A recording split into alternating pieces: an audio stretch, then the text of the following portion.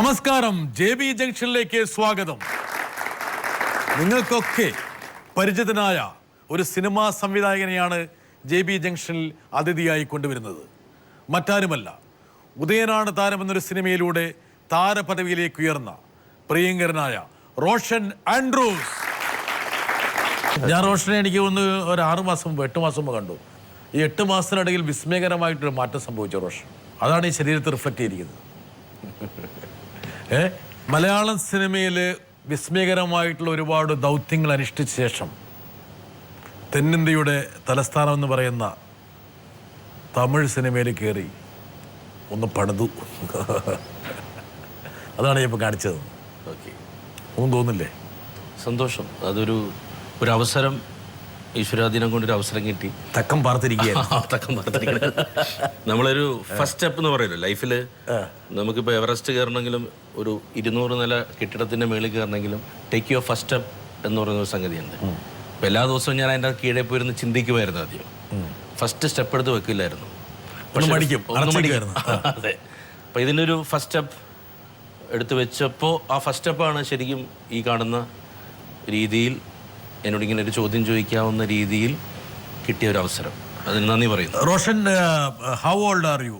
അത് റോഷനും അനിവാര്യമായിട്ടുള്ള ഒരു പടമായിരുന്നു. അതിനേക്കാളേറെ ഒരു വ്യാഴവട്ടക്കാലം അല്ലെങ്കിൽ 1.5 പതിറ്റാണ്ട് കാലം സിനിമയിൽ നിന്ന് മാറി നിന്ന മഞ്ജു വാര്യർക്കും ഒരു ജീവൻ മരണ പടം എന്നൊക്കെ പറയും. അതാണ് ആ ജീവൻ മരണ പടമായിരുന്നത്. റോഷൻ അത്രത്തോളം ഇല്ലെങ്കിൽ പോലും 1-2 അത്ര നന്നായി പെർഫോം ചെയ്യാത്ത 1-2 പടത്തിൻ്റെ പശ്ചാത്തലത്തിൽ ആ പടം അനിവാര്യമായിരുന്നു. മഞ്ജു വാര്യർ എന്നുള്ള ഒരുപക്ഷെ മലയാള പ്രേക്ഷകർ നെഞ്ചിലേറ്റിയ ഒരു പ്രതീകത്തെ രണ്ടാമത് സ്ഫുടം ചെയ്തെടുക്കേണ്ട ഒരു ഉത്തരവാദിത്വം റോഷൻ നൽകിയായിരുന്നു. ആ ഒരു വിജയമാണ് ഒരുപക്ഷെ തമിഴിലേക്ക് എത്തിച്ചത്. എനിക്ക് തോന്നുന്നു ആദ്യത്തെ പടമെന്ന് പറയുന്നത് ഒരുപക്ഷെ ഹൗ ഓൾഡ് ആർ യു. 100%. വരട്ടെ. ബ്രിട്ടാ സാറിനും റോഷൻ ആൻഡ്രൂസിനും എൻ്റെ സ്നേഹം നിറഞ്ഞ നമസ്കാരം. ഹൗ ഓൾഡ് ആർ യു എന്ന സിനിമയിലാണ് ഞാൻ റോഷൻ ആൻഡ്രൂസുമായിട്ട് ആദ്യമായിട്ട് ഒരുമിച്ച് വർക്ക് ചെയ്തത്. റോഷൻ്റെ സിനിമകളൊക്കെ പണ്ടും ഞാൻ ഒരുപാട് ഇഷ്ടത്തോടെ കണ്ടിട്ടുണ്ട്. അപ്പോൾ അതുകൊണ്ട് തന്നെ റോഷനോടൊപ്പം ഒരു സിനിമ ചെയ്യാനുള്ള അവസരം ലഭിച്ചപ്പോൾ എനിക്ക് ഒരുപാട് സന്തോഷമുണ്ടായിരുന്നു. എൻ്റെ ജീവിതത്തിലേക്കും എൻ്റെ സിനിമാ ജീവിതത്തിലേക്കും ഒരുപാട് ഊർജം പകർന്നു തന്ന ഒരു കഥാപാത്രമാണ് നിരുപമ. അത് ഇന്നും ആ നിരുപമയെക്കുറിച്ച് എവിടെ കണ്ടാലും ആളുകൾ സംസാരിക്കുന്നതും നിരുപമ അവരുടെ ജീവിതത്തിന് കൊടുത്തൊരു ഇൻസ്പിറേഷനെ കുറിച്ചൊക്കെ ഒരുപാട് സന്തോഷത്തോടുകൂടി സംസാരിക്കാറുണ്ട്. അപ്പം അതുകൊണ്ട് തന്നെ നിരുപമയെ എൻ്റെ കയ്യിൽ ഏൽപ്പിച്ച റോഷനും അതോടൊപ്പം തന്നെ സഞ്ജുവിനും ബോബി ചേട്ടനും ലിസ്റ്റിനും ആ ചിത്രത്തിൽ അഭിനയിച്ച എല്ലാവർക്കും ഞാൻ ഈ അവസരത്തിൽ നന്ദി അറിയിക്കുകയാണ്.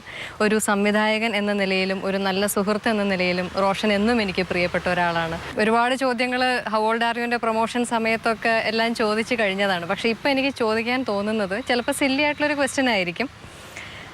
എന്നാലും ഞാൻ ചോദിക്കുകയാണ്. ഇപ്പോൾ ഹൗ ഓൾഡ് ആർ യു തമിഴിലും എടുത്ത് 36 വയതിനിലെ എന്ന പേരിൽ തമിഴിൽ ആ സിനിമ റിലീസായി വളരെ വലിയ വിജയമായിരിക്കുകയാണ്. അതിന് റോഷന് എൻ്റെ അഭിനന്ദനങ്ങൾ അറിയിക്കുന്നു. ഞാൻ ചോദിക്കുന്നത്, അതേ സിനിമ തമിഴിൽ എടുത്തു കഴിഞ്ഞപ്പോൾ മലയാളത്തിലെ ഹൗ ഓൾഡ് ആർ യുവിൽ എന്തെങ്കിലും കൂടുതൽ മാറ്റങ്ങൾ വരുത്താമായിരുന്നു എന്ന് ഏതെങ്കിലും ഒരു 1-2 സ്ഥലത്തെങ്കിലും അങ്ങനെ തോന്നിയിട്ടുണ്ടോ? അങ്ങനെ തോന്നിയാൽ തന്നെ അത് ഏതൊക്കെയാണ് എന്നറിയാനൊരു കൗതുകമുണ്ട് എനിക്ക്. മഞ്ജു നിറഞ്ഞ സന്തോഷത്തോടെയും സംതൃപ്തിയോടെയാണ് ചോദിച്ചിരിക്കുന്നത്. മലയാളം ചെയ്യുമ്പോൾ അതിൻ്റെ ഏറ്റവും ബെസ്റ്റ് എന്ന രീതിയിലാണ് മലയാള സിനിമ ചെയ്തത്. ഒന്ന് ചെയ്ത് കഴിയുമ്പോഴാണ് അതിൻ്റെ ന്യൂനതകളുണ്ടായിരുന്നോ, അതിലെന്തെങ്കിലും കറക്ഷൻസ് വേണ്ടിയിരുന്നോ ഒക്കെ തോന്നുന്നത് രണ്ടാമത്തെ ഒരു പ്രാവശ്യം ചെയ്യുമ്പോഴാണ്. അപ്പോൾ ഫസ്റ്റ് എന്ന് പറയുന്നത് നമ്മൾ ആദ്യം തന്നെ നമ്മൾ വിചാരിക്കുന്നത്, നമ്മുടെ മനസ്സ് ഒരു കലാകാരൻ എന്ന നിലയിൽ നമ്മുടെ മനസ്സ് നമ്മളോട് പറയുന്നത് ഇത് best. So Malayalam how old are you എന്നും പ്രിയപ്പെട്ടത് തന്നെയാണ്. അപ്പോൾ ആ സിനിമ ഇപ്പോൾ 2 മണിക്കൂർ 20 മിനിറ്റാണ് മലയാളത്തിൽ. തമിഴിൽ വന്നപ്പോൾ ഇപ്പോൾ അത് 2 മണിക്കൂറേ ഉള്ളൂ. അപ്പോൾ ആ ഒരു 20 മിനിറ്റ് ആ സിനിമയിൽ നിന്ന് നമ്മൾ എടുത്തു മാറ്റി കുറച്ചും കൂടി സ്പീഡാക്കി ആ സിനിമ. തമിഴിൽ പറഞ്ഞപ്പോൾ ഇവിടെ കുറച്ച് ഡീറ്റെയിലിംഗ് ഉണ്ടായിരുന്നു. അത് വേണമെങ്കിൽ അത് തമിഴ് എത്തിക്കഴിയുമ്പോഴാണ് അത് ഡീറ്റെയിലിംഗ് വേണ്ടിയിരുന്നില്ല എന്ന് മനസ്സിലാവും. ഡീറ്റെയിലിംഗ് വേണ്ടില്ല എന്ന് പറയുന്നത് അത് മാത്രം മലയാളി പ്രേക്ഷകർക്ക് മനസ്സിലാക്കാൻ അത്ര വേണ്ടിയിരുന്നില്ല. അല്ല, ഡീറ്റെയിലിംഗ് ഇവിടെ എല്ലാ സിനിമകളിലും കുറച്ച് ഡീറ്റെയിലിംഗ് നമ്മൾ കൊടുക്കാറുണ്ട്.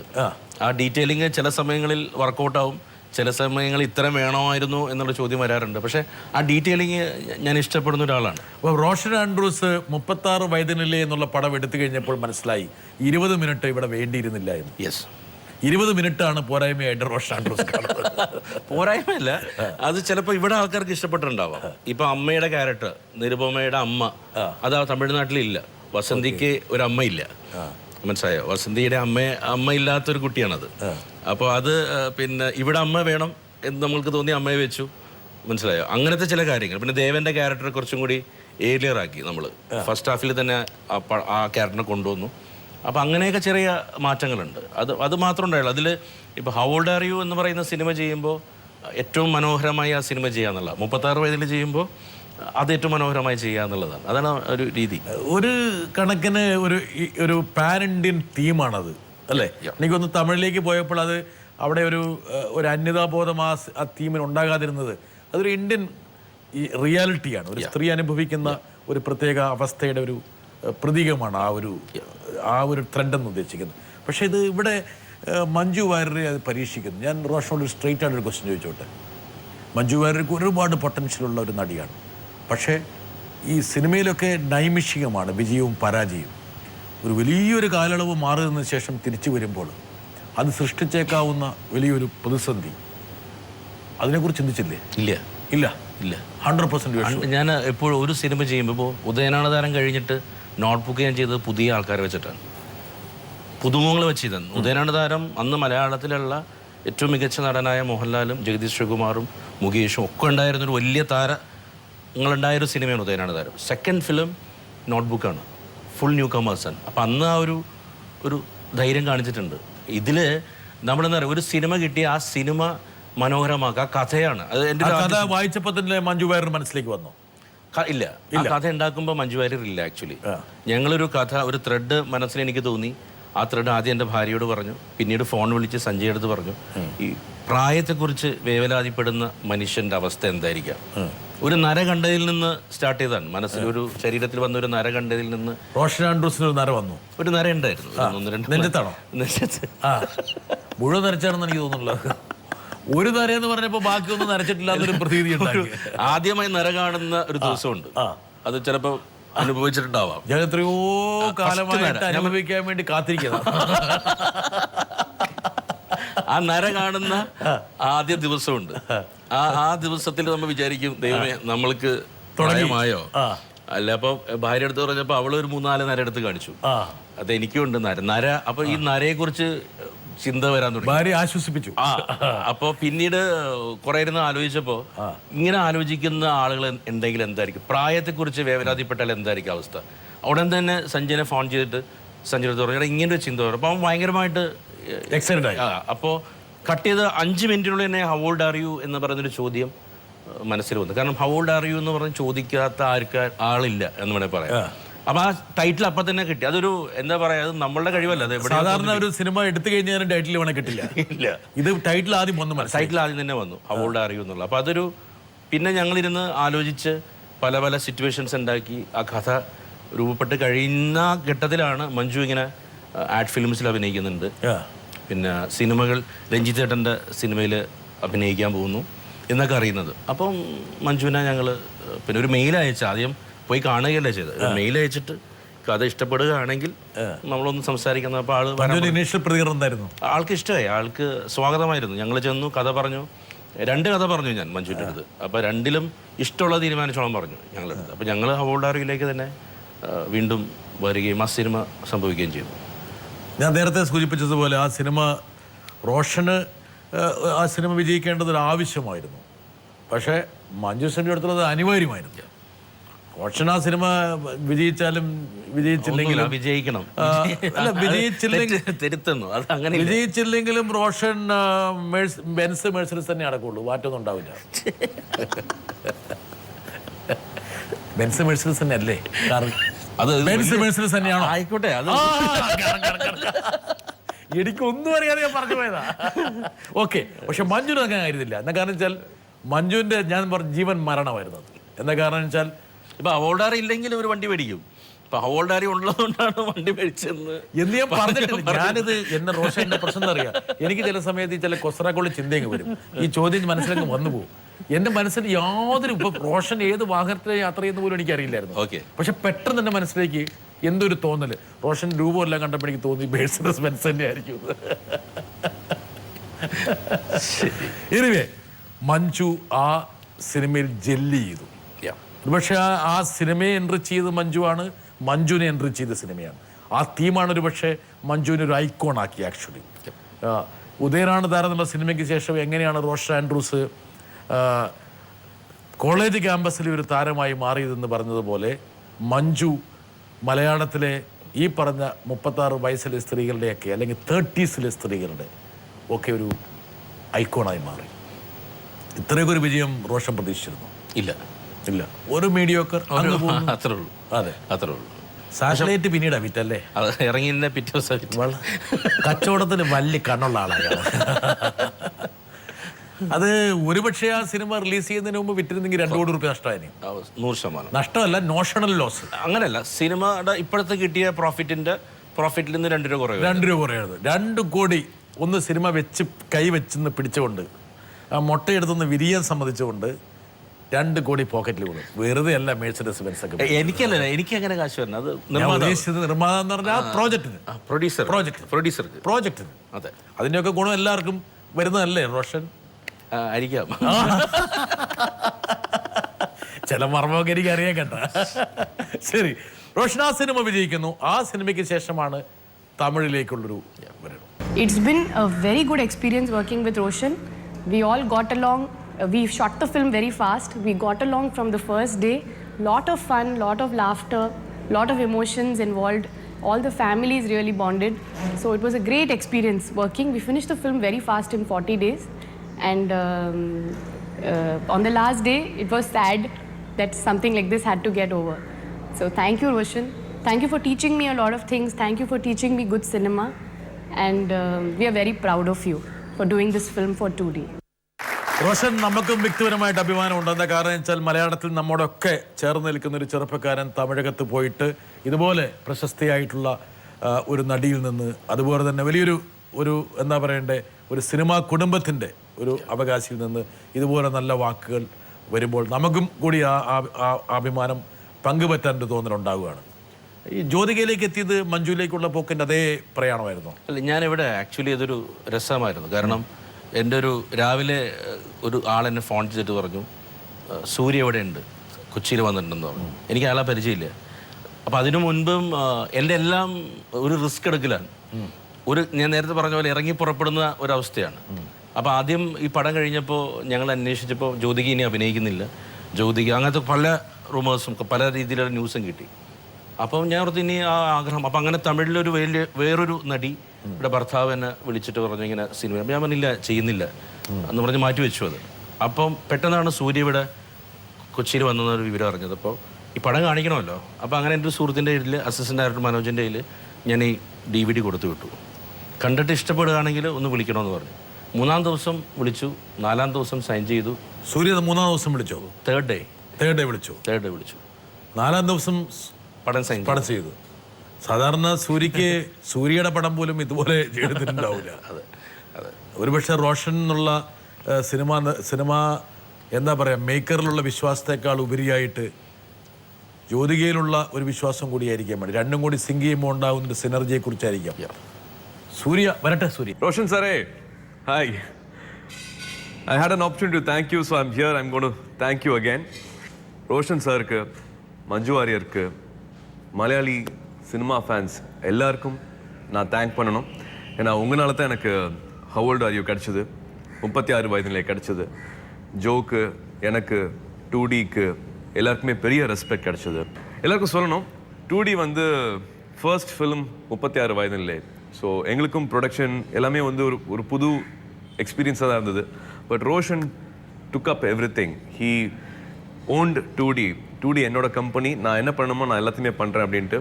From scheduling, from starting a shoot பண்ணும்போதே வந்து டப்பிங் இந்த டேட்ஸு, மிக்சிங் இந்த டேட்ஸ் அப்படின்ட்டு every thing was planned and executed by Roshan தான் சொல்லணும். என்னோடய ஃப்ரெண்ட் ராஜாவும் இருந்தார். but Roshan gave us the complete picture, eppadi venum, enna venum அப்படின்ட்டு. So he had the holistic idea of how this to be done. மலையாளத்தில் இது பண்ணியாச்சு, தமிழில் பண்ணணும்னா என்னெல்லாம் பண்ணலாம் அப்படின்னு பண்ணுறதுக்கு வந்து he had a very large heart to understand us, to understand people whom he is going to work with. And ஆரம்பிச்ச நாள் எவ்வளோ சந்தோஷமாக ஆரம்பிச்சோமோ இப்போவும் அதே மாதிரி ரொம்ப அழகாக சந்தோஷமாக எங்களோட ஃப்ரெண்ட்ஷிப் வந்து പോയിട്ടിருக்கு. തമിഴിലെ വളരെ തിരക്ക് പിടിച്ചിരുന്ന നടനാണ്, സൂപ്പർ സ്റ്റാറാണ് സൂര്യ. പക്ഷേ സൂര്യയുടെ നിർമ്മാണ കമ്പനി ഫസ്റ്റ് ഫിലിമാണ്. സാധാരണഗതിയിൽ ഈ തമിഴകത്തൊന്നും അങ്ങനെ ഒരു, പ്രത്യേകിച്ച് സൂര്യയെ പോലൊരാളുടെ ഒരു സിനിമാ കമ്പനിയുടെ ഫസ്റ്റ് പ്രോജക്റ്റ് അവർ പയറ്റിത്തെളിയാത്ത ഒരു സ്ഥലത്തേക്ക് കൊടുക്കാൻ താല്പര്യപ്പെടില്ല. അത്രത്തോളം ഒരു ട്രസ്റ്റിന് അല്ലെങ്കിൽ കോൺഫിഡൻസിന് റോഷൻ വിധേയനായി. തിരിഞ്ഞു നോക്കുമ്പോൾ ഒരു അത്ഭുതമുണ്ടല്ലേ, ഇങ്ങനെയൊക്കെ ഇതൊക്കെ നിമിത്തങ്ങളായിട്ടങ്ങ് വരുവാണ്, സംഭവിക്കുകയാണ്. സംഭവമാവി യുഗയുഗ. അതൊരു ചിലപ്പോൾ സിനിമയെ സ്നേഹിക്കുന്ന ഒരാളാണ്, സിനിമ സ്വപ്നം കാണുന്ന ഒരാളാണ്. അപ്പോൾ ഈ ഒരു പടി എന്നെ സംബന്ധിച്ച് ഒരുപാട് പുതിയ കാര്യങ്ങൾ ചെയ്യാനുള്ള ഒരു കാര്യമായിട്ട് എനിക്ക് തോന്നുന്നു. ഒരുപക്ഷെ ചെയ്ത സിനിമകൾ, ആ എൻ്റെ സിനിമയിൽ വർക്ക് ചെയ്ത എല്ലാവരും, നിർമ്മാതാക്കൾ എല്ലാവരോടാണ് നന്ദി പറയണം. ഈ മലയാള സിനിമാ നിർമ്മാണത്തിൽ നിന്ന് എന്ത് വ്യത്യാസമാണ്? പോരട്ടെ, തമിഴ് സിനിമാ നിർമ്മാണത്തിലുള്ള അവിടെ ഈ പറയുന്ന മലയാള സിനിമയിൽ നിന്ന് പഠിച്ച പാഠങ്ങളിൽ നിന്ന് ഉൾക്കൊണ്ട കാര്യങ്ങളാണ് അവിടെ പോയിട്ട് ഞാൻ ഉപയോഗിച്ചത്. അമേരിക്കയുടെ ഇന്ത്യൻ സ്ഥാനപതിയാക്കി മാറ്റാൻ നയന്ത്രജ്ഞത നമ്മളിവിടെ ചെയ്തെങ്കിലും ഞാൻ ചോദിച്ചോട്ടെ, മലയാള സിനിമയിൽ റോഷന്റെ സിനിമയുടെ നിർമ്മാതാക്കളായിട്ട് വരുന്നു, തമിഴില് സൂര്യയുടെ സിനിമ ചെയ്യുന്നു. എന്തായിരുന്നു ഒരു പക്ഷേ വേറൊരു വലിയൊരു വിഹായസിൻ്റെ ഒരു സ്വാതന്ത്ര്യം കിട്ടിയോ, അതെയോ ഇവിടെയുള്ള പോലത്തെ ഞെരുക്കോ അനുഭവിച്ചോ? ഇല്ല, വിഷ് ലിസ്റ്റ് എന്നുള്ള സാധനമുണ്ട്. ഞാൻ ചെയ്ത സിനിമ നിർമ്മിച്ചിരിക്കുന്ന എല്ലാവരും കയ്യിൽ ആവശ്യത്തിന് പണമുള്ള നിർമ്മാതാക്കൾക്ക് വേണ്ടിയാണ് ഇന്ന് വരെ സിനിമ ചെയ്തിട്ടുള്ളൂ. അല്ലാതെ കുറച്ച് പണമുണ്ട്. ഞാൻ ആദ്യം വന്ന് ഫസ്റ്റ് ചോദിക്കുന്ന ചോദ്യം, വീട്ടിൽ ആരൊക്കെയുണ്ട്, മക്കളുണ്ടോ, പെൺമക്കളാണോ, കെട്ടിക്കാൻ പണമുണ്ടോ, മാറ്റി വെച്ചിട്ടുണ്ടോ? സിനിമയിൽ മുടക്കുന്ന പണം ഇപ്പോൾ 2 കോടി മുടക്കി 10 കോടി രൂപ ലാഭം ഉണ്ടാക്കുന്നുണ്ടെങ്കിൽ എല്ലാ സിനിമയും ഞാനേ നിർമ്മിക്കുള്ളൂ. ഒരു 2 കോടി ഒരാൾ മുടക്കിയിട്ട് പറഞ്ഞാൽ എനിക്ക് ഈ 2 കോടി കൊണ്ട് എനിക്ക് ഇത്ര കോടി രൂപ ലാഭം ഉണ്ടാക്കുന്നുണ്ടെങ്കിൽ എനിക്ക് പ്രൊഡ്യൂസ് ചെയ്താൽ പോലെ സിനിമ, നമുക്കത് പറയാൻ സാധിക്കത്തില്ല. പക്ഷേ ഒരു നല്ല സിനിമ ചെയ്യാം എന്നുള്ളൊരു കാര്യം പറയാം. ഞാൻ ചെയ്തിരിക്കുന്ന സിനിമകൾ എല്ലാ നിർമ്മാതാക്കളും കയ്യിൽ ആവശ്യത്തിന് പണമുള്ള ആളുകളാണ്, റിസ്ക് എടുക്കാൻ താല്പര്യമുള്ള ആൾക്കാരാണ്. മലയാള സിനിമ ചെയ്ത പോലെ തന്നെയാണ് ഞാൻ അവിടെ ചെയ്തത്. പക്ഷേ വിഷ് ലിസ്റ്റ് കൊടുക്കുമ്പോൾ ഈ നേരത്തെ പറഞ്ഞ പോലത്തെ ഞെരുക്കം കുറവാണ്, അത് തുറന്നു തന്നെ പറയാം. കാരണം അവിടെ ഒരു നെയ്റോസ്റ്റ് പറഞ്ഞു കഴിഞ്ഞാൽ മസാല ദോശ കിട്ടും. അങ്ങനെയില്ല, നെയ്റോസ്റ്റ് പറഞ്ഞാൽ നെയ്റോസ്റ്റ് തന്നെ കിട്ടും. നെയ്റോസ്റ്റിന് വേണ്ടി കാത്തിരിക്കണ്ട, പെട്ടെന്ന് വന്നിരിക്കും, അന്ന് വന്നിരിക്കും. അത് പിന്നെ അരി മേടിക്കാൻ വേണ്ടി പോവില്ല. ഇല്ല, സൂര്യയുടെ ഒരു കമ്പനിയുടെ ഒരു പ്രത്യേകത, നമ്മൾ വിശ്വസിച്ചവർ, പിന്നെ അവർ one of the best production house. ഞാൻ വർക്ക് ചെയ്തതിൽ ഏറ്റവും നല്ലൊരു കമ്പനിയായിട്ട് എനിക്ക് ഫീൽ ചെയ്തു അയാളുടെ കമ്പനി. കാരണം അവർ തരുന്ന ഫ്രീഡം, വിഷ് ലിസ്റ്റ് കൊടുത്താൽ തന്നെ എല്ലാ കാര്യങ്ങളും പുള്ളി വരിക, ഇരിക്കുക, സംസാരിക്കുക. ഓക്കെ, ഞാൻ തിരിച്ചു പോയിക്കട്ടെ. ഇപ്പോൾ അവിടെ നിന്ന് ഇങ്ങോട്ട് നോക്കുമ്പോൾ ഇവിടെ സിനിമാ നിർമ്മാണത്തിൽ ഒരുപക്ഷെ അനിവാര്യമെന്ന് റോഷൻ തോന്നുന്ന ഏറ്റവും പ്രധാനപ്പെട്ട 2 ഘടകങ്ങൾ എന്താണ്? അനിവാര്യമെന്ന് തോന്നുന്ന, അതെ, ആ സിനിമയുടെ ഭാഗവാക്കായ ശേഷം, തമിഴ് സിനിമയുടെ ഭാഗവാക്കായ ശേഷം ഇങ്ങോട്ട് നോക്കുമ്പോൾ, ചെന്നൈയിൽ നിന്ന് ഇങ്ങോട്ട് നോക്കുമ്പോൾ ഇവിടെയുള്ള സിനിമാ നിർമ്മാണത്തിൽ ലാക്ക് ചെയ്യുന്നു അല്ലെങ്കിൽ സിനിമാ നിർമ്മാണത്തിന് ആവശ്യമുണ്ട് എന്ന് തോന്നുന്ന 2 പ്രധാന ഘടകങ്ങൾ. ഒന്ന്, നിർമ്മിക്കാൻ വന്ന നിർമ്മാതാവ് ഒരു കലാകാരനായിരിക്കണം. തിരഞ്ഞെടുക്കുന്ന തിരക്കഥയാണ് സ്റ്റാർ, വേറെ ആരുമല്ല സ്റ്റാർ. ലോകത്തെ ഏതൊരു നടനും അല്ല സ്റ്റാർ. ഞാൻ പഠിച്ച സ്കൂളിൽ തിരക്കഥ സ്ക്രീൻ പ്ലേ ആണ്. അത്രേ ഉള്ളൂ. വഴുതിട്ട് പോരുത്, എന്നെ വഴുതിട്ടിക്കരുത്. ഒന്നെന്ന് പറയുന്നത് തിരക്കഥ മനസ്സിലാക്കാൻ അറിയാവുന്ന ഒരു നിർമ്മാതാവ് കലാകാരനായിരിക്കണം. നിർമ്മാതാവ് കലാകാരനായിരിക്കണം. 2 എന്ന് പറയുന്നത് നമ്മളുടെ ഈ ചുറ്റുവട്ടത്ത് നിൽക്കുന്ന ഒരു ബഡ്ജറ്റ് ഉണ്ട്. അത് എൻ്റെ ചില സിനിമകളിൽ 1-2 സിനിമകളിൽ ഞാൻ പഠിച്ച കാര്യമുണ്ട്. അത് ഞാൻ ഫെയിലിയർ ആയിട്ടുണ്ട്. ആ ഫെയിലിയറിൽ നിന്ന് പഠിച്ച കാര്യങ്ങളിൽ നിന്ന് എന്താണ് പഠിച്ചതെന്ന് വെച്ചാൽ നമ്മുടെ നാട്ടിൽ ചെയ്യേണ്ട ഒരു ബഡ്ജറ്റ് ഉണ്ട്. ആ ബഡ്ജറ്റിലെ സിനിമ ചെയ്യാൻ പാടുള്ളൂ. ഓക്കെ. അത് ഒന്ന് രണ്ട് ഘട്ടത്തിൽ ആ ഒരു പിന്നെ ഗോൾഡൻ റൂള് റോഷൻ തെറ്റിച്ചു. തെറ്റിൽ നിന്നാണ് ശരി പഠിക്കുന്നത്. ആ തെറ്റിച്ച് തെറ്റിച്ചുകൊണ്ടേയിരിക്കുന്നില്ല. അത് തെറ്റിച്ചതിന്റെ ഭാഗമായിട്ട് നിർമ്മാതാവിന് 21 കോടി റുപ്യ പോയി കിട്ടി. ഒന്നുമില്ല, അത് ചുമ്മാ. അതിനു മുമ്പ് നേരത്തെ പറഞ്ഞ വേറെ കോടി രൂപയായിരുന്നു. 21 ഇല്ല, അതിനു മുമ്പ് സഞ്ചി ഇരുന്നപ്പോ വേറെ എമൗണ്ടാ പറഞ്ഞത്. ഞാൻ എപ്പിസോഡ് കണ്ടിരുന്നു. അതിന് വേറെ ഇതെന്താ പറയാ, അതിനൊരു പ്രത്യേകത അതാ. ഞാൻ പല ഫിഗറും പറയാം. അപ്പൊ യഥാർത്ഥത്തിൽ പോയത് എത്രയാ? പോയതിനെ കുറിച്ചല്ല, മുടക്കിയതിനെ കുറിച്ച് അറിയാം. എത്രയാണ് മുടക്കിയത്? 11 കോടി രൂപയാണ് ആ സിനിമ. 11 കോടി രൂപ. യെസ്, 10 എക്സാജറേഷൻ ആണ്. 11 കോടി രൂപ. അപ്പൊ 21 എന്ന് പറയുന്നത് ഇവിടെ ഒരു പ്രോഗ്രാം നടന്നപ്പോൾ രഞ്ജിനി ഹരിദാസ് എന്ന കുട്ടി മൈക്കെടുത്തിട്ട് 50,000 പേര് നിൽക്കുന്ന സ്ഥലത്ത് എറിഞ്ഞ് 50 കോടിക്ക് ഈ സിനിമ എന്ന് പറഞ്ഞു. അപ്പം ഞാൻ ആ കുറച്ച് നേരം കഴിഞ്ഞപ്പോൾ ഞാൻ തപ്പിയെടുത്ത് ഞാനും സഞ്ജുവിനെ ഉപയോഗിച്ചു 50 കോടി അല്ല, എന്നോട് പുള്ളി പറയാൻ പറഞ്ഞു. ഞാൻ 50 കോടി എന്ന് പറഞ്ഞു. 50 കോടി എന്നൊക്കെ പറഞ്ഞാൽ കോടിക്കൊക്കെ ഒരു കണക്കുണ്ടല്ലോ. പെർ ഡേ നമ്മൾ എത്ര രൂപ ചെലവാക്കുന്നതനുസരിച്ചിരിക്കും. പറയുന്നത് കാസനോവയെ പറ്റിയാണ്. കാസനോവ, അതെ. ഒരുപക്ഷെ പ്രേക്ഷകർക്ക് ഇപ്പോഴാണ് കാസനോവ എന്നുള്ള സിനിമയിൽ 21 കോടി രൂപ 25 കോടി രൂപ ചെലവായി എന്നൊക്കെ പറഞ്ഞിരുന്നു. 21 ഇത് എങ്ങോട്ട് പോയെന്ന് അറിയണോ സിനിമ? ചുമ്മാ ചെലവാക്കാൻ പറ്റില്ല. 75 ദിവസമാണ് സിനിമ ഷൂട്ട് ചെയ്തത്. സിനിമയ്ക്ക് പൈസ ചെലവാക്കുന്നതിന് ഒരു പരിധി ഉണ്ടല്ലോ. 11 കോടിയേ പോയുള്ളൂ. 11 കോടിയാണ് ആ സിനിമയുടെ മൊത്തത്തിലുള്ള നിർമ്മാണ ചെലവ് എന്ന് പറയുന്നത്. 11 കോടി രൂപ. പിന്നെ ആ നിർമ്മാതാക്കൾ, ഞങ്ങളിലും ബഡ്ജറ്റ് ഉണ്ട്, ഞങ്ങൾ ചിലവാക്കിയതിന് ബഡ്ജറ്റ് ഉണ്ട്. വലിയൊരു മാജിക് സൃഷ്ടിക്കപ്പെടുമെന്ന് ആൾക്കാർ വിചാരിച്ചു. വൻ പരാജയമായി മാറി. അതിൽ നിന്നാണ് പാഠം. എത്ര പാഠം പഠിച്ചെന്ന് പറഞ്ഞേ?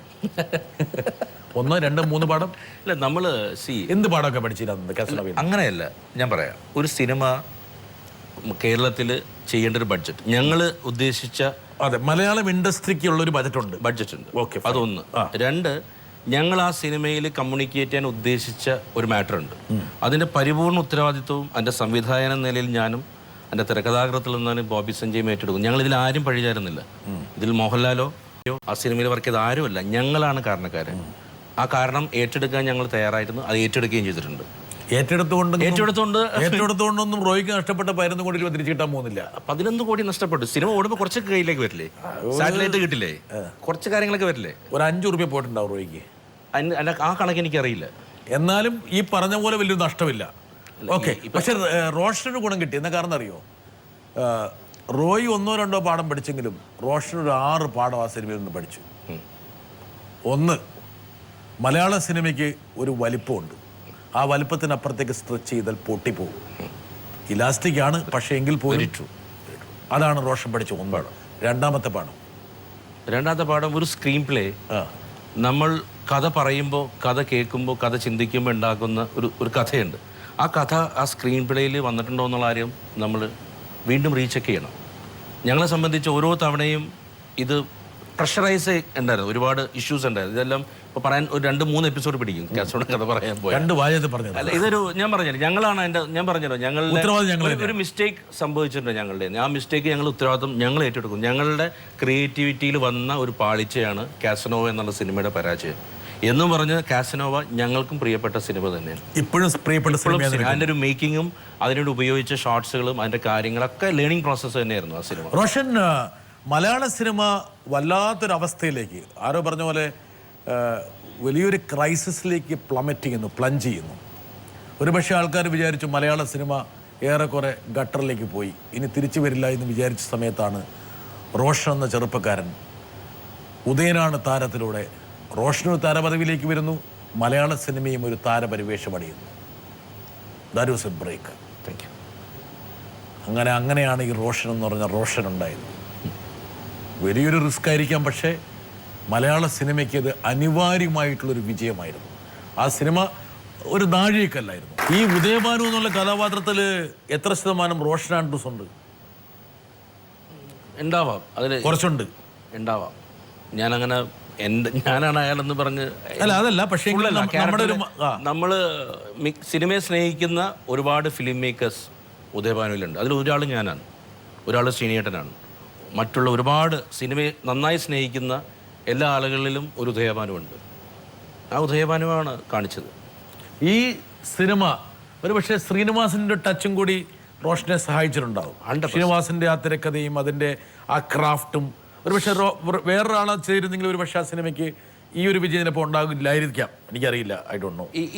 ഇതിൻ്റെ ഒരു കഥ കിട്ടിക്കഴിഞ്ഞപ്പോൾ, ഇതിൻ്റെ ഒരു കഥ കിട്ടി, ആദ്യം ഞാൻ ഈ കഥ പറയുന്നത് സിദ്ദിഖ് ലാലിലെ സിദ്ദിഖിൻ്റെ അടുത്ത് ഈ കഥ പറഞ്ഞപ്പോൾ പിന്നീട് ഞാൻ രഞ്ജിത്തേട്ടൻ, സംവിധായകൻ രഞ്ജിത്തേട്ടനെ വിളിച്ചിട്ട് ഇങ്ങനൊരു സംഭവം ഉണ്ടെന്ന് പറഞ്ഞാൽ പുള്ളി എൻ്റെ അടുത്ത് പറഞ്ഞാൽ ഈരാളി എന്ന് പറയുന്ന ഒരാളുണ്ട് ചെന്നൈയിൽ. പല കഥകളിലും ഒരു ഈരാളി വന്നിട്ടുണ്ട്, പല സിനിമാക്കാരുടെ കഥകളിൽ. അപ്പോൾ ഈ ഈരാളി എന്നിലും പ്രത്യക്ഷപ്പെട്ടു. ഈ ഈരാളി എന്നൊരാളുണ്ട്, അദ്ദേഹത്തിനെ വിളിച്ചാൽ ശ്രീനിവാസനിലേക്ക് എത്താൻ സാധിക്കും. അങ്ങനെയാണ് ഞാൻ ഈരാളിയേട്ടനെ വിളിക്കുന്നതും ശ്രീനിയേട്ടനെ ഫോൺ ചെയ്യുന്നതും പോയി കാണുന്നതും അവിടെ പോയി ഒരു 1 ലൈൻ കഥ ഞാൻ പറയുന്നതും. പിന്നീട് ഒരു 4 വർഷമായിരുന്നു അതിൻ്റെ ഒരു ജസ്റ്റേഷൻ പീരീഡ്, അതിൻ്റെ ഒരു പീരീഡ്. ശ്രീനിവാസൻ കുറച്ച് ഉഴപ്പിയ അല്ല ഉറപ്പിയല്ല, ചർച്ചകളായിരുന്നു പലതരത്തിലും. ഇങ്ങനത്തെ ഒരു സിനിമ ചെയ്യാനുള്ള ഒരു, അത് എന്നെ സംബന്ധിച്ച് ലേണിംഗ് പ്രോസസ്സായിരുന്നു. ഒരു പക്ഷേ ശ്രീനിവാസൻ റോഷൻ ആൻഡ്രൂസിനെ പഠിക്കുമായിരുന്നോ? ഒരിക്കലുമില്ല. ആൾക്ക് അങ്ങനെ അദ്ദേഹത്തിൻ്റെ 25 വർഷത്തെ ഒരു എക്സ്പീരിയൻസ് ഈ സ്ക്രീൻ പ്ലേയിൽ വന്നിട്ടുണ്ട്. ഈ സിനിമയുടെ അതല്ല, റോഷൻ എന്നുള്ള സിനിമാ സംവിധായകനെ പഠിക്കുമായിരുന്നോ? അത് പുള്ളിയോട് ചോദിക്കണ്ടത്. 4 വർഷം. അത് ചിലപ്പോൾ പുള്ളി ചിലപ്പോൾ മൂപ്പർ വേണം പറഞ്ഞിട്ടുണ്ടാവും, വേണം എടാ നിന്നെ ഞാൻ പഠിക്കാൻ വേണ്ടി എടാ 4 വർഷം മൂപ്പർക്ക് പറയാനൊന്നും പ്രത്യേകിച്ച് മുടക്കമുള്ള ആളല്ലാതെ അറിയാം. അതല്ല, അതിനു മുമ്പ് ഒരു ടെലിഫിലിം ഞാൻ ചെയ്തിട്ടുണ്ട്, ഒരു ഡിസംബർ അതിഥി എന്ന് പറഞ്ഞ നക്ഷത്രം. എൻ്റെ വർക്ക് ഞാൻ കാണിച്ചിട്ടുണ്ട്. ആദ്യം ഒരു വർക്ക് കാണിച്ചിട്ടാണ് ഒരു അവസരം ഞാൻ മേടിക്കുന്നത് ഇപ്പോൾ ഈ കഥ പറയാനായിട്ട്. അപ്പോൾ അത് ശരിക്കും ശ്രീനിയേട്ടൻ്റെ സ്ക്രീൻ പ്ലേയിൽ അദ്ദേഹം സ്ക്രീൻ പ്ലേ നമ്മൾ ഉൾപ്പെടുത്തി. നമ്മൾ അതിൻ്റെ ചർച്ചകളിലും കാര്യങ്ങളിലും ഒക്കെ എന്നെയും കൂടി ഉൾപ്പെടുത്തിയിട്ടുള്ള ഒരു ചർച്ചയായിരുന്നു അത് ഒരു പക്ഷേ എന്നെ പോലത്തെ ഒരു ഫസ്റ്റ് സംവിധായകൻ, ഒരു പുതിയ സംവിധായകൻ, ഒരു ലേണിംഗ് പ്രോസസ്സായിരുന്നു വേണമെങ്കിൽ പറയാം. അത് ഒരുപാട് നന്ദിയുണ്ട് എനിക്ക്. അത് ഒരു ഫസ്റ്റ് സിനിമയിൽ ചെയ്യുമ്പോൾ എനിക്ക് ആ സിനിമ ചെയ്യാൻ വളരെ ഈസി ആയിരുന്നു. ശ്രീനിവാസൻ, മുകേഷ്, മോഹൻലാൽ, ജഗതി വലിയ വലിയ വീട്ടുതടിയെ വെച്ചിട്ടാണ് ആശാരി ഉണ്ടാക്കാൻ പോകുന്നത്. അപ്പോൾ എന്നിട്ടും ഈ പറഞ്ഞ ഒരു വിഷമവും ഇല്ല, ഒരിക്കലും ഉണ്ടായിട്ടില്ല. ഞാൻ എൻ്റെ ഫസ്റ്റ് ടെലിഫിലിം നരേന്ദ്രപ്രസാദ് സാറിനെ വെച്ച് ചെയ്ത, അദ്ദേഹം ഇപ്പോൾ ഇല്ല, ഫസ്റ്റ് ടെലിഫിലിം. അപ്പോൾ അദ്ദേഹം തന്നെ വരുമ്പോൾ തന്നെ വലിയ സംഭവം എന്നൊക്കെ ഓർത്ത് വന്നിട്ട് എന്നെ സംബന്ധിച്ച് എൻ്റെ ആക്ടേഴ്സിൽ നിന്ന് എനിക്ക് എന്താ വേണ്ടതെന്ന് വളരെ വ്യക്തമായ ധാരണയുണ്ട്. അത് എൻ്റെ മുമ്പിൽ വന്നിരിക്കുന്ന ആൾ ആരായാലും എനിക്ക് വിഷയമല്ല. റോഷൻ ഒരു ഫസ്റ്റ് ടൈം ഫിലിം മേക്കർ. ഒരു ടെലിഫിലിമിന് അതിൻ്റെതായ ഒരു ഇതിവൃത്തമുണ്ട്, അതിനൊരു ബൗണ്ടറി ഉണ്ട്, ബോർഡേഴ്സ് ഉണ്ട്. ഒരു ഫീച്ചർ ഫിലിം എന്ന് പറയുമ്പോൾ, പ്രത്യേകിച്ച് ഒരു ബിഗ് ബജറ്റ് മൂവി എന്ന് പറയുമ്പോൾ അത് വലിയൊരു വിസ്തൃതമായ ഈ പരിചയസമ്പന്നരായിട്ടുള്ള ഈ സിനിമ എന്താ പറയുക, അഭിനേതാക്കളുടെ മുമ്പിൽ ഒരുപക്ഷെ ഒരു ഫസ്റ്റ് ടൈമറിന് വേണമെങ്കിലും ഒന്ന് പകയ്ക്കാം. ഒന്ന് പകച്ചു പോയ ഒരുപക്ഷെ സിനിമയുടെ എല്ലാ താളവും തെറ്റും വേണം. ഞാൻ ലാലേട്ടൻ്റെ കൂടെ അതിനു മുമ്പ് 2 പടം വർക്ക് ചെയ്തിട്ടുണ്ട്. അയാൾ കഥ എഴുതി കമൽ സാറിൻ്റെ കൂടെ, പിന്നെ ഷാജി സാറിൻ്റെ കൂടെ നരസിംഹം. അപ്പോൾ ലാലേട്ടൻ എനിക്കറിയാം. പിന്നെ ലാലേട്ടൻ്റെ ഏറ്റവും ബാബുച്ചായനാണ് എന്നെ രഞ്ജിത്തേട്ടൻ വഴി ഇത്. അപ്പോൾ ആ ഒരു സംഘത്തെ അവരുടെ സുഹൃത്ത് വലയത്തെ ബാബുച്ചായനുമായിട്ട് എങ്ങനെ സൗഹൃദം? ബാബുച്ചായനെ നേരിട്ട് വിളിച്ചതാണ്. നേരിട്ട് ഫോൺ ചെയ്തിട്ട് ചുമ്മാ ബാബുച്ചായനെ ഫോൺ രഞ്ജിത്തേട്ടൻ വഴി. രഞ്ജിയേട്ടനാണ് എന്നെ അതിൽ ഹെൽപ്പ് ചെയ്തത്. രഞ്ജിയേട്ടൻ ബാബുച്ചായനെ വേണമെങ്കിൽ ഇവിടെ ഫോണിൽ വിളിക്കായിരുന്നു വേണേലും സുഹൃത്തും കൂടി, അതുകൊണ്ടാണ്. ഓക്കെ, രഞ്ജിയേട്ടൻ ബാബുച്ചായനെ വിളിച്ച് പറഞ്ഞിട്ട് ഇങ്ങനെ ഒരാൾ വരും, ഒരു പയ്യൻ വരും, റോഷൻ എന്ന പേര്, അവന് ഷാജി കൈലാസിൻ്റെ കൂടെ നിൽക്കണം. നമ്മൾ ബാബുച്ചായൻ രഞ്ജിത്തേട്ടനെ വിളിച്ച് പറഞ്ഞിട്ട് ആണ് എനിക്ക് ഷാജി സാറിൻ്റെ കൂടെ ഒരു അവസരം കിട്ടുന്നത് നരസിംഹത്തിൽ. അപ്പോൾ അവരെയൊക്കെ പരിചയമുള്ളത് കൊണ്ട് ഒരു പക്ഷേ അതായിരിക്കാം ഈ പറയുന്ന ഒരു കംഫർട്ട് ഉണ്ടായി, ഒരു കംഫർട്ട് ലെവൽ. റോഷൻ, ഈ സിനിമ ഒരു പക്ഷേ ഈ ഉദയനാണ് താരത്തിൻ്റെ പ്രത്യേകത. ഉദയനാണ് താരം മലയാള സിനിമയിൽ ഒരുപാട് എന്താ പറയുക ദുർമേധസ്സുകൾ എക്സ്പോസ് ചെയ്തു. അവരെ വെച്ച് തന്നെ എക്സ്പോസ് ചെയ്യുന്നുള്ള ഏറ്റവും പ്രധാനപ്പെട്ട കാര്യം. ഒരു ചെറിയ റിസ്ക് ഉണ്ടായിരുന്നോ? ഈ സിനിമയുടെ മുഴുവൻ കഥയും വായിച്ച് കേൾപ്പിച്ചിട്ടാണ് ഇവരെയൊക്കെ അഭിനയിപ്പിച്ചത് ആണോ? പക്ഷെ അത് ഇങ്ങനെ ഒരു ചർച്ചയിലേക്ക് വരുമെന്നുള്ളത്, ഈ ചപ്പാത്തിയും അച്ചാറും ഒക്കെ ഇങ്ങനെ വരുമെന്നുള്ള കാര്യമൊക്കെ അതിൻ്റെ ഒരു ഗ്രാവിറ്റി അവർക്ക് ബോധ്യപ്പെട്ടിരുന്നു. അല്ല, അത് അദ്ദേഹത്തിനോടല്ലേ നന്ദി പറയണം. അത് അറിഞ്ഞിട്ടും അദ്ദേഹം അതിനൊരു ബ്ലാക്ക് ഹ്യൂമറായിട്ട് എടുത്തുകൊണ്ട് പുള്ളി അഭിനയിച്ചില്ലേ. പുള്ളി വേണ്ടാന്ന് പറഞ്ഞ് പുള്ളിക്ക് വേണ്ടി പിന്മാറായിരുന്നല്ലോ. ലാലേട്ടൻ അങ്ങനെ ഈ സിനിമയെ അദ്ദേഹം തിരസ്കരിക്കണമെങ്കിൽ അദ്ദേഹത്തിന് തിരസ്കരിക്കാം. അതിൻ്റെ വലിയ രസം എന്ന് വെച്ചാൽ അതിനുശേഷം പിന്നീട് ഒരു സിനിമ ഉണ്ടായപ്പോൾ, അതിൻ്റെ ഒരു ചുവട് പിടിച്ച് വേറൊരു സിനിമ ഉണ്ടായപ്പോൾ ശ്രീനിവാസനും ലാലും തമ്മിൽ അങ്ങ് തെറ്റി അല്ലേ? എനിക്ക് തോന്നുന്നു റോഷൻ്റെ പടം ഒരു ത്രഷോൾഡിൽ പോയി നിൽക്കുകയായിരുന്നു. ഒരു 5 വയസ്സ് ഇപ്പുറത്തേക്ക് മാറിയിരുന്നെങ്കിൽ വേണമെങ്കിൽ അത് പഴച്ചേക്കാം, വേണമെങ്കിൽ ഒരുപാട് അഭിപ്രായ വ്യത്യാസം ഉണ്ടായേക്കാം. അതിനുശേഷം അതിൻ്റെ സീക്വൽ എന്നുള്ള പേരിൽ, അല്ലെങ്കിൽ അതിൻ്റെ ഒരു 2ാം ഭാഗം എന്നുള്ള പേരിൽ ആ സ്വഭാവത്തിൽ കുറച്ചും കൂടി കടുകട്ടി ഹ്യൂമർ എടുത്ത സമയത്താണ് മലയാളത്തിൻ്റെ വളരെ പ്രിയങ്കരായിട്ടുള്ള 2 നടന്മാർ തമ്മിൽ തെറ്റിയത്, ശ്രീനിവാസനും മോഹൻലാലും. റോഷൻ തോന്നിയോ, എടാ എൻ്റെ സിനിമയ്ക്ക് ശേഷം ഇതിൻ്റെ ഒരു 2ാം ഭാഗത്തിൻ്റെ സ്വഭാവത്തിൽ എടുത്തുകൊണ്ട് 2 പേര് തെറ്റിയിട്ടുണ്ടോ? ഇല്ല, അങ്ങനെ തോന്നിയിട്ടില്ല. ഇല്ല. അത് പക്ഷേ എനിക്ക് 2ാം ഭാഗം എടുക്കണമെന്നും ആഗ്രഹമില്ല. 2ാം ഉദയനാണ് താരത്തിന് 2ാം ഭാഗം വേണമെന്നും ഞാൻ ആഗ്രഹിച്ചിട്ടില്ല. പിന്നെ ആ സിനിമ ചെയ്യുന്ന സമയത്ത് ശ്രീനേട്ടൻ എന്നെ വിളിച്ചിട്ട് പറഞ്ഞു ഇങ്ങനെ ഒരു സിനിമ ചെയ്യാൻ പോകുന്നുണ്ട്, ഓക്കെ എന്നുള്ള രീതിയിൽ പറഞ്ഞുള്ളൂ. നമുക്ക് പിന്നീട് ഞാൻ ന്യൂസുകളിലും TV ചാനലുകളിലൊക്കെയാണ് ഇത് വായിച്ച് കേട്ടൊക്കെ ചെയ്തു. കേട്ടപ്പോൾ തോന്നി? ഞാൻ കണ്ടില്ല ആ പടം, എനിക്ക് കാണാൻ തോന്നിയില്ല. തോന്നാത്തത് ആ സിനിമയോടുള്ള ഒരു ഈർഷ്യ കൊണ്ടാണോ? ചിലപ്പോൾ എൻ്റെ ആ ക്യാരക്ടേഴ്സ് വീണ്ടും എനിക്ക് കാണാൻ തോന്നിയിട്ടില്ല. അതെയോ, ആ പാനപാത്രത്തിൽ എനിക്ക് പങ്കില്ല എന്ന് പറയാൻ വേണ്ടിയാണോ?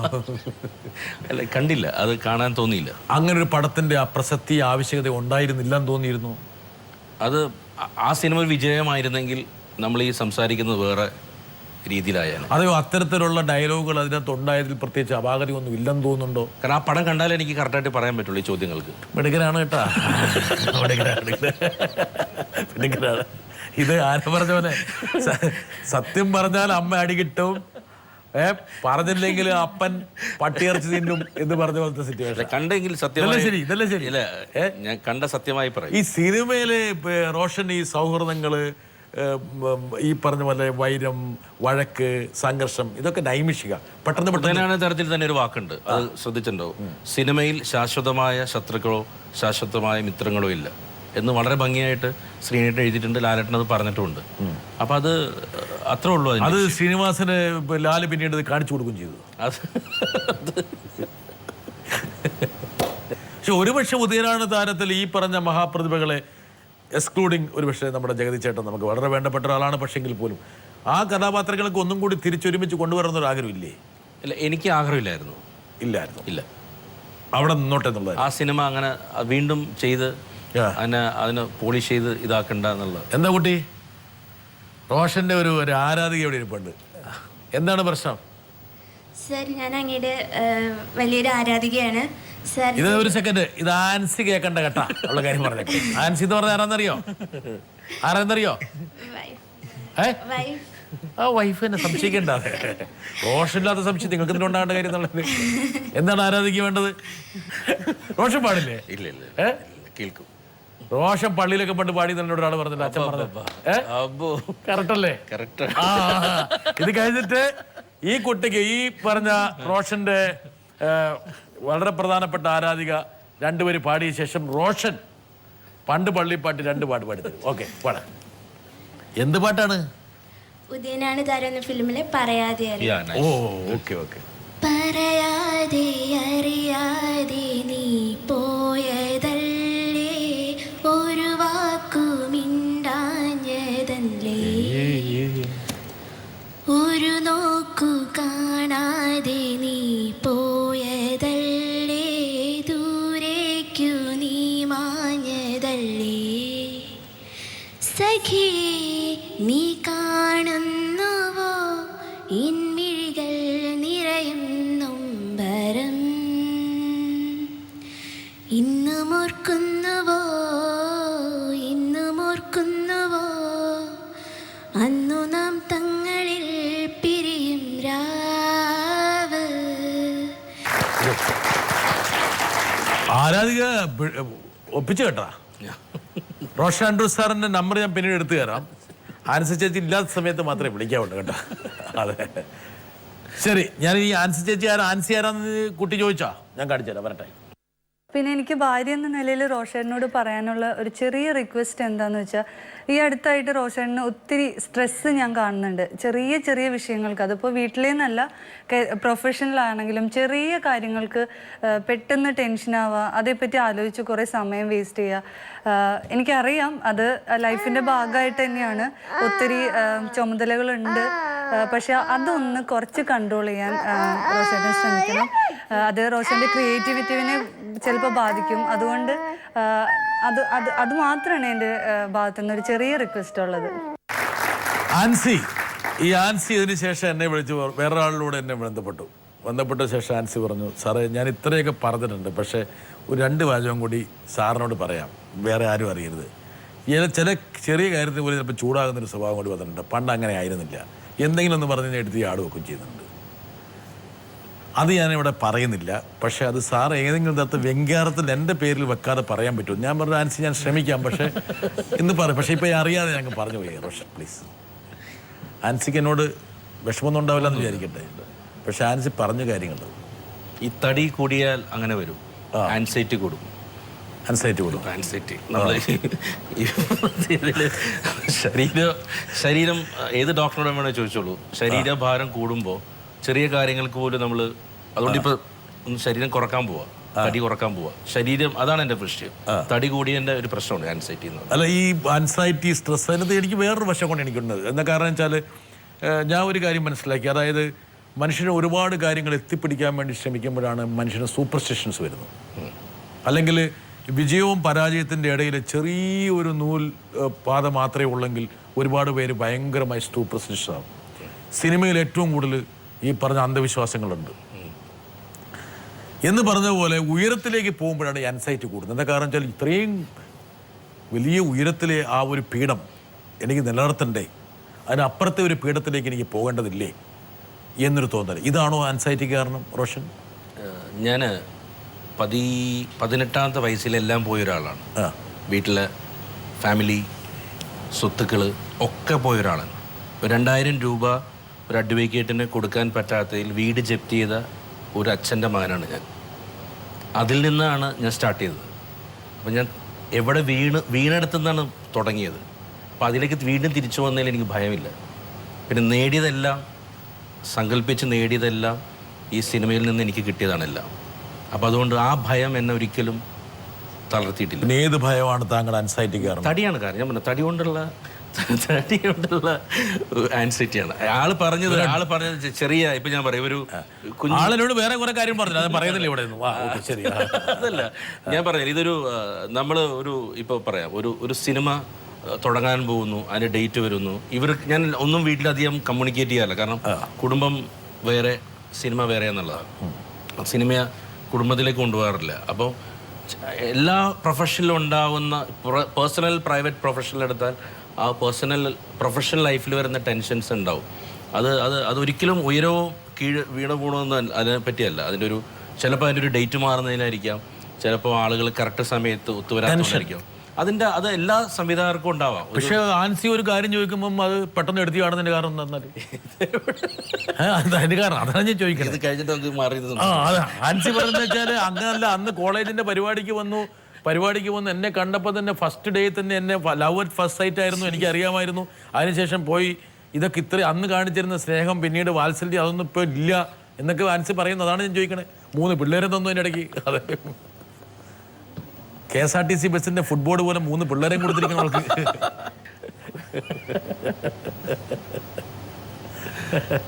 പക്ഷേ ഈ കുട്ടികളൊക്കെ ഒരുപക്ഷെ റോഷൻ, ഈ പുറത്തുള്ള പിരിമുറുക്കങ്ങളൊക്കെ ഒരുപക്ഷെ അങ്ങ് അലിയിച്ച് കളയാൻ വേണ്ടി കുടുംബത്തിൻ്റെ ഒരു സാന്നിധ്യം, കുട്ടികളുടെ സാന്നിധ്യം ഒരു എന്താ പറയുക, സ്ട്രെസ് ബ്രേക്കർ ആയിരിക്കും അതൊക്കെ. കുട്ടികൾ ഈ സിനിമയെ കുറിച്ച് എന്താ അഭിപ്രായം പറയാറ്? അവർക്കെല്ലാം വല്ലതും തിരിയുന്നുണ്ട്? അല്ല, അഞ്ചു മൂത്ത മോള് മാത്രം ഇപ്പം സിനിമ കണ്ടാ തിരിയും. സിനിമ മറ്റേ 2 പേർക്കും ഒന്നും അറിയത്തില്ല. നിങ്ങൾ ചുമ്മാ പാട്ടൊക്കെ പാടി നടക്കാന്നല്ലാതെ പപ്പയുടെ പണിയെന്നൊന്നും അറിയത്തില്ല. ഇടയ്ക്ക് ചോദിക്കുമ്പോൾ പറയും സിനിമാ സംവിധാനം ഞാൻ ഇങ്ങനെ പറഞ്ഞ് പഠിപ്പിക്കുന്നുണ്ട്. അത് ബാക്കി അവർക്ക് അറിയത്തില്ല, ഒന്നും അറിയില്ല.